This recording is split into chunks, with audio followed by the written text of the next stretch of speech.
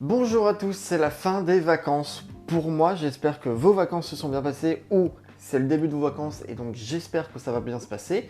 Et aujourd'hui, on va parler de l'épisode 15 de Pokémon. Épisode centré sur deux choses. La première, c'est Dot, et donc on a tous les éléments comme on avait avec Roy et Liko avant, et ensuite c'était sur le pendentif. Mais les deux, même si c'est deux éléments différents, ils sont quand même bien liés, parce que c'est grâce à la recherche qu'ils font dans la ville que Dot prend un peu de maturité. Cet épisode va même confirmer ce qu'on avait déjà dit auparavant, c'est que ce n'est pas du tout centré sur les combats, étant donné que nous avons un Pikachu Scalproie sur le ferry, et il est très vite bâclé. Et Pikachu gagne d'ailleurs, et moi j'adore ce Pikachu parce qu'il n'a pas du tout les mêmes attaques que le Pikachu de Sacha, et ça fait une grande différence. Dot va même combattre pour vous dire à quel point elle est quand même un peu plus forte qu'avant, mais elle a quand même extrêmement peur de le faire. Puis en même temps, en face d'elle, c'est Spinel avec son Letran, avec son Magnéton, puis après avec son Octali. Ce méchant est très fort, mais on y reviendra un peu plus tard. Là, on avait clairement pendant cet épisode la révélation du trio, le nouveau trio de Pokémon. En vrai, à Galar, même s'il y avait un trio avec Chloé et Go, c'était pas vraiment un vrai trio qui se baladait tout le temps ensemble, à l'inverse de Pierre, Ondine, Sacha ou encore de Unis. Même de Sinnoh, enfin en fait ça s'est vraiment arrêté les trios à Unis parce que à Kalos et à Alola, ils étaient beaucoup plus. Donc de revenir à un vrai trio, ça fait plaisir.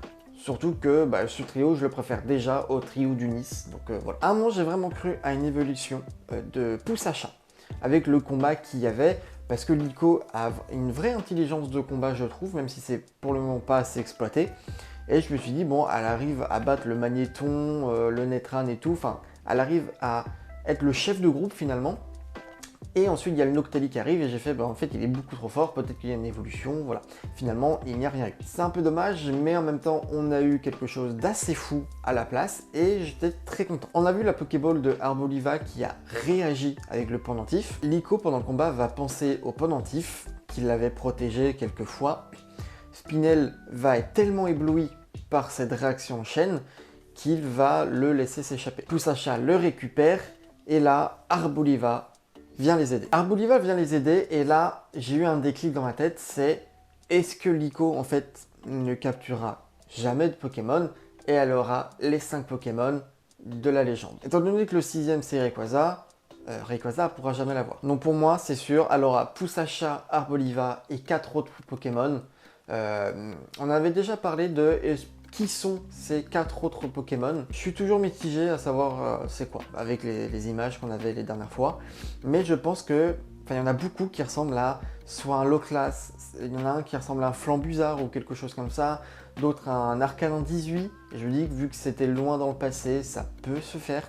J'ai vraiment hâte de connaître tous ces Pokémon. Mais imaginons que Liko a tout ça et qu'elle soit vraiment l'héritière du héros de la légende, et c'est pour ça en fait que c'était la grand-mère qui avait le pendentif avant, que la mère dit bah oui c'est ta grand-mère et tout qu'il avait. Je me dis que ça pourrait être fou comme histoire, comme lore en fait. Et à la fin de l'épisode, Dot va enfin révéler à Liko qu'elle est le Nidotruc et qu'elle trouvait que Liko bête finalement parce qu'elle avait toujours pas compris cela. Je pense que c'est le début d'une très belle amitié entre les deux, entre les trois, même avec Roy. Mais vraiment le main event c'était Liko qui réagit avec le Arboliva qui l'utilise finalement. Mais il y a quelque chose d'autre qui est très intéressant, c'est l'apparition de nouveaux méchants. Évidemment nous avons Spinel qui est fou, Amnésio là qu'on n'a pas vu depuis très longtemps, mais on a l'apparition de 3-4 nouveaux qui a l'air d'être très stylé. Il y a même les affiches officielles qui ont été dévoilées sur eux.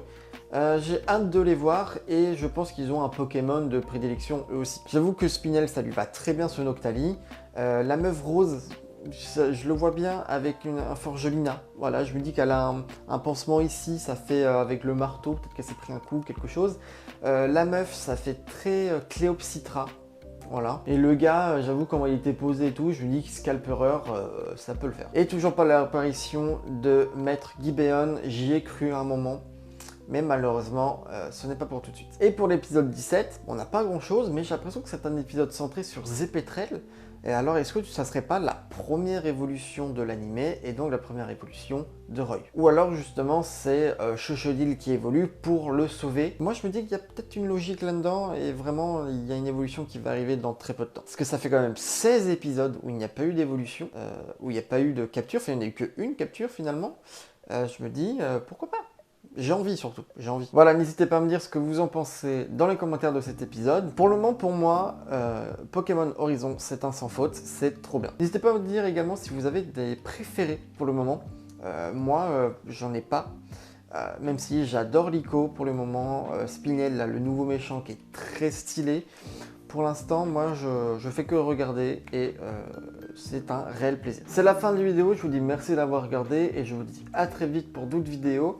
Et là, je prépare aussi des lives pour jouer, faire des let's play. Vous m'avez proposé sur TikTok, vous étiez assez chaud.